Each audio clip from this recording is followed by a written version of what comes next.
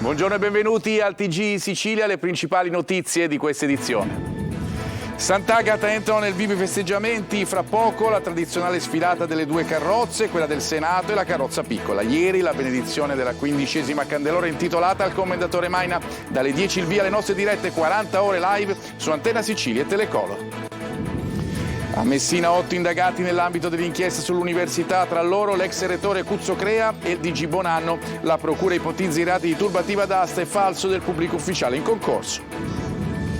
Assalto armato a Palermo in un cantiere di catanese, la banda ha rubato tutto il materiale mettendo in ginocchio la ditta dopo aver legato e imbavagliato il custode. Violenza senza senso ad Agrigento, un uomo di 60 anni è stato picchiato dopo aver ripreso un gruppo di ragazzi che scorazzava su un'auto all'interno di un parco. Riva vince il trofeo Sant'Agata, la gara podistica che fa parte del programma per le celebrazioni della patrona etnea si è svolta ieri nel pomeriggio nel centro storico della città. Di questa squadra. Il Catania pareggia a Foggia, è un punto guadagnato visto che i rossazzurri hanno giocato in 10 per più di un tempo. Adesso sguardo alla sfida col Picerno e al mercato degli svincolati. Marco Carli.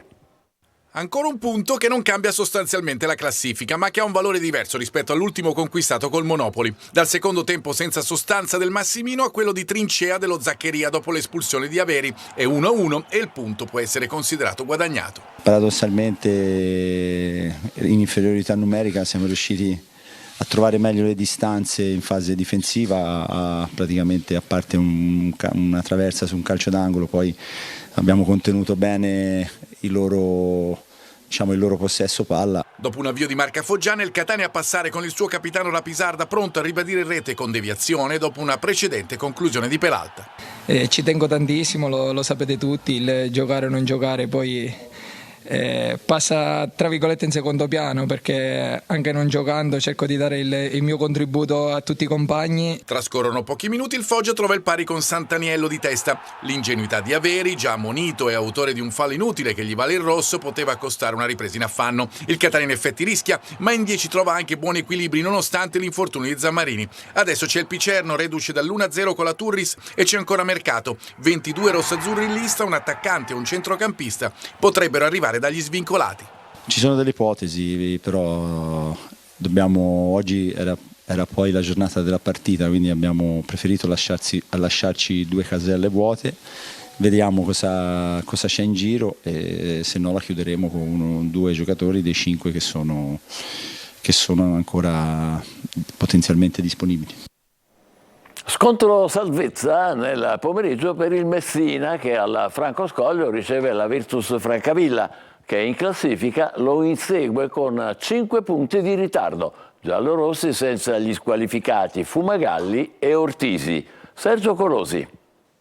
Messina Virtus Francavilla è un crocevia per la salvezza. Al Francoscoglio si misurano 2 squadre in salute, reduci da risultati positivi. 7 punti in 3 gare per i giallorossi, 4 in 2 per i pugliesi, che in classifica però hanno accumulato un ritardo di 5 lunghezze dalla squadra di Modica. Il mercato potrebbe avere spostato gli equilibri. Il Messina ha proseguito la politica a risparmio dei giovani, mentre il Francavilla ha rivoluzionato l'organico con 10 acquisti. Gli ultimi Laribbi a centrocampo, Negli e Contini in avanti, dove già ci sono Polidori e soprattutto Artistico, uno degli attaccanti più forti del girone.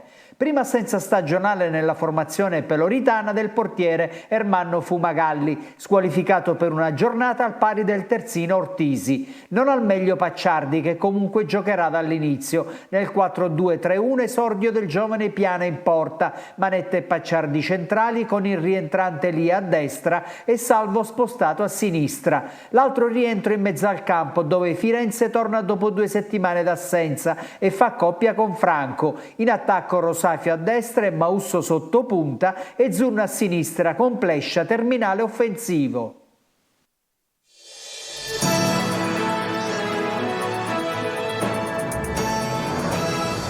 Purtroppo la notizia dello stupro di gruppo a Catania ha compromesso il clima di festa in onore di Sant'Agata, quest'anno più sentito che mai.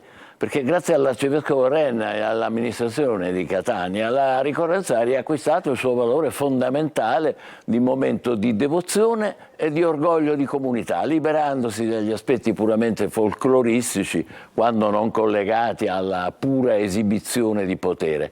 Sant'Agata restituita alla sua città come giovane martire che ha difeso i suoi valori, per lei sacri, ed è diventata esempio per tutti noi, donne, uomini, cittadini, devoti che vogliono il bene di Catania. Questa affascinante riscoperta non può farci dimenticare però il contesto siciliano, lo stato dell'arte in cui facciamo festa in questi giorni. Ce l'ha ricordato ad esempio Unioncamere, avete sentito, con la sua recente indagine sulle nostre infrastrutture, purtroppo ancora parecchio carenti nonostante il gran parlare che si fa di progetti futuri, ponte sullo stretto in primis e così via. E in periodi come questo in cui arrivano in massa per la festa, i primi a essere penalizzati sono proprio i turisti, che invece meriterebbero tutt'altro. Insomma, sarebbe bello poter tornare a festeggiare presto Sant'Agata con le infrastrutture finalmente adeguate, come chiedono con Unioncamere i cittadini di una regione che vuole sapere coniugare devozione e progresso. Se ne avvantaggerebbe la qualità della vita e l'attrattiva di una terra che, proprio perché rispetta il sacro, merita di più come comunità civile. Ci fermiamo qui, torneremo alle 20, grazie e buon pomeriggio.